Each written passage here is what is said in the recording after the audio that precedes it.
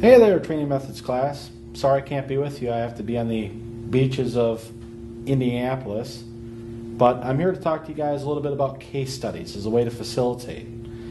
First off, what is a case study? Sorry, I really can't hear you guys over the waves over here. Let me just explain to you what it is. Case study is essentially a problem-based learning device to engage learners in a thoughtful discussion over fictitious or real events. The format for delivery typically includes either like reading text, role-playing, or watching a video, followed by some discussion questions. Because they typically depict a scenario or a situation, learners are asked to answer questions like, what did you notice? Or what would you do if you were in Susie's shoes? Case studies are not new. Fables and parables were once thought of as case studies for discussion. Now, what we would like you guys to do is pair up right now and with your partner create a list of advantages and disadvantages of using case studies in your classroom training. Now, Ronaldo and Pam are there for you guys today, and they're going to be there to help facilitate this. It might make sense to do a T on your paper, to do like a compare and contrast, advantages over disadvantages. And we're going to give you guys, say, 90 seconds to come up with that list with your partner. All right, 90 seconds. Let's start now.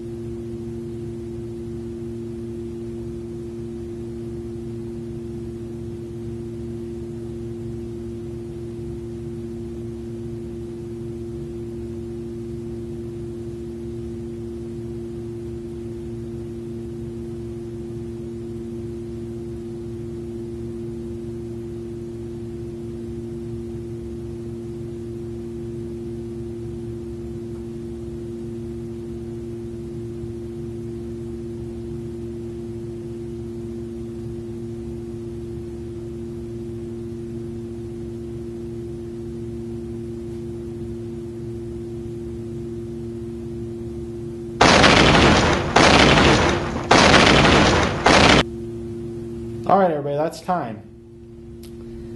Here's what we want you to do next. I want you to take the list you guys just created and make a paper airplane out of that. I want you to take that paper airplane and throw it to the other team. Now, please don't poke out anybody's eyes, but when you receive that other list, I want you to compare that to what you had written down in your original list. What is similar? What is different? And let's say 60 seconds to go ahead and review the other team's list that you just received. Let's get that time started. How about starting now?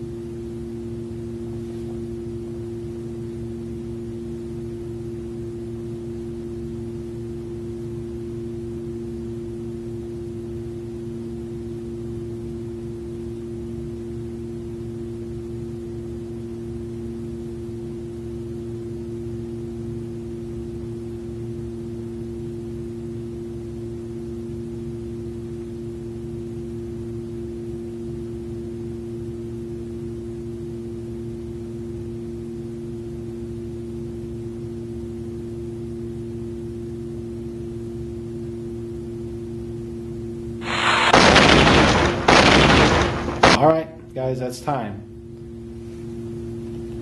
Good job. Now let's go ahead and compare the list that's in front of you right now with your additions. to that in the book. So what you're going to need is your book, and let's open that up to page 374. I want you to review the list that's in front of you and compare that to the next couple pages, from pages 374 to 376. There's a list of advantages and disadvantages. We're going to give you about 3 minutes for that one. Let's go ahead and start the time on that now.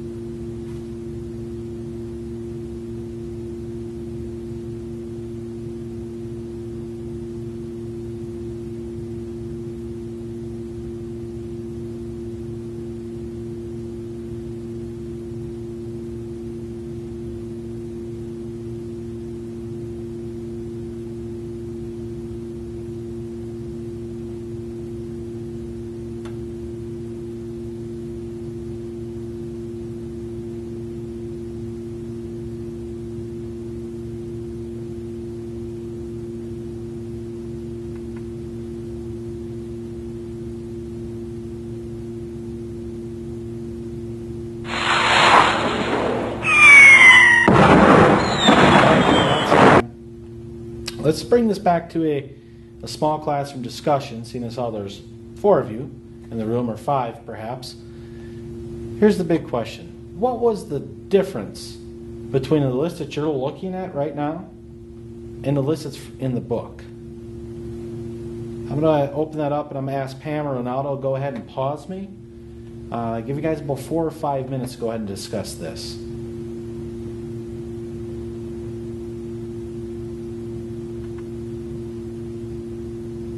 All right, so let's wrap up the discussion here.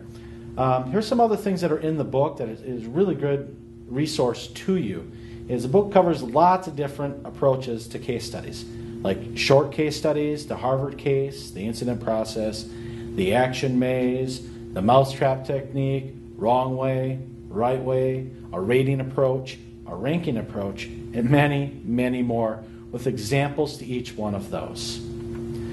The key to a case study is to provoke thought.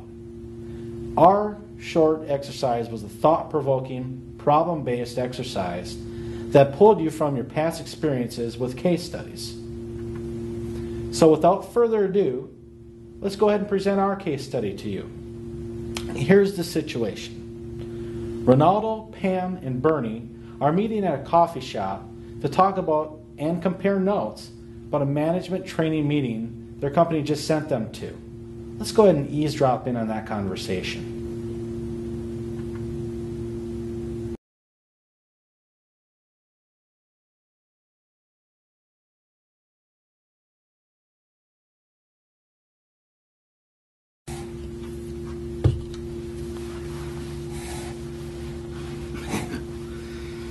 These management conferences are all the same. You know, I've been to 3 of them lately, and they all tell you the same stupid thing. You need to delegate more, got to communicate more, got to listen more, involve people in decisions more, develop subordinates more, and on and on and on.